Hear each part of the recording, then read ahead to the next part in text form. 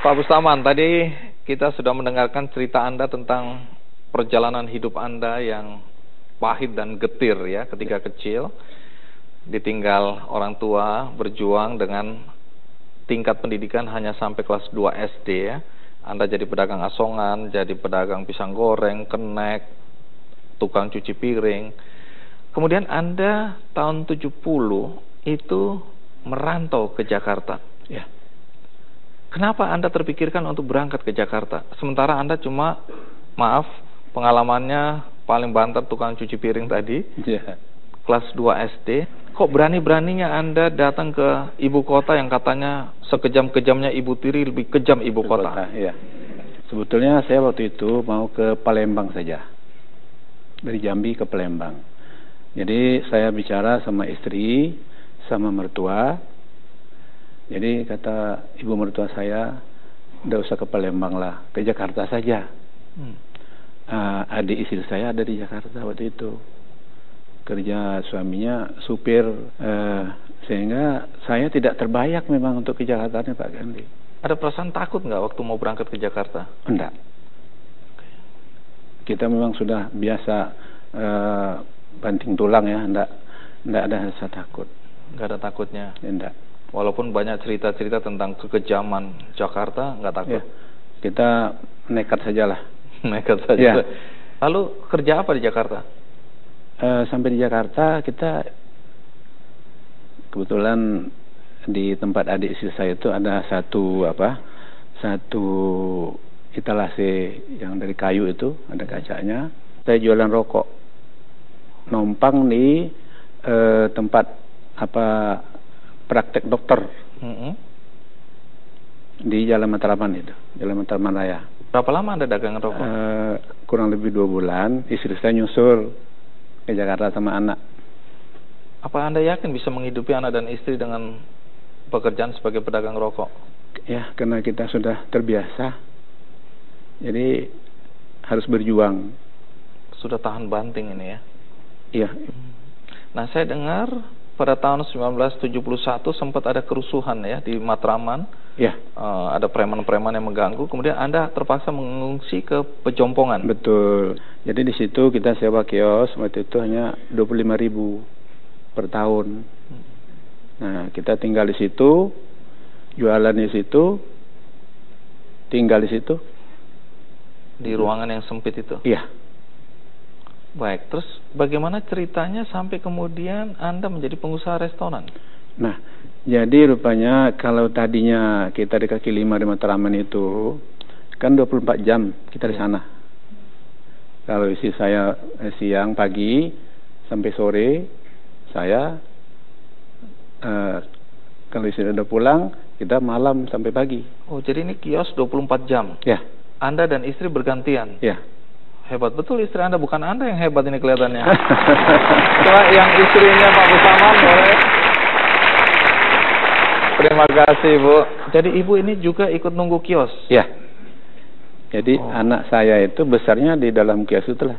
Lalu modalnya dari mana? Anda mulai, katanya saya dengar Anda mulai jualan makanan itu dari gerobak kecil juga ya? Di lapak berapa? 1x1? Jadi karena kan kita pindah ke Pejompongan ini. Iya. Jadi rupanya di Pejompongan ini ya tidak mencukupi lah untuk kehidupan sehari-hari. Jadi terpaksalah kita bagaimana nih, kita berunding lah kan berdua bagaimana Nemah kita kalau kita tunggu aja nih, ini menunggu habis aja lagi nih. Kalau jualan rokok itu nggak ada untungnya ya? Tidak menutup biaya harian lah. Terus? Jadi bagaimana kita untuk mencari tambahan.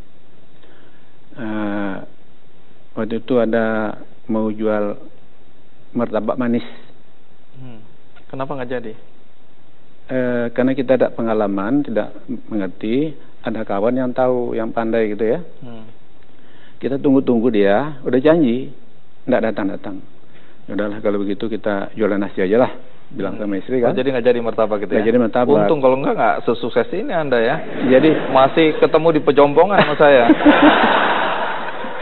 Jadi semua itu betul-betul hikmah dari kejadian-kejadian itu kita ambil ya. Modal untuk bikin jualan atau jualan makanan?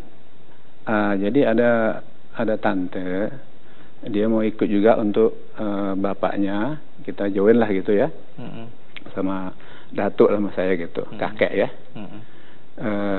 Dia punya uang 15.000 waktu itu untuk modal bikin bikin tempat jualan lah di kaki lima kan.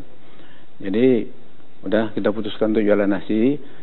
Saya pergi ke Gunung Nilir cari tempat di kaki lima sana. Jadi tempat itu gerobak yang dari Matraman tadi saya bikin meja, diubah, dimodifikasi. Ya, kasih tarpal itu kan.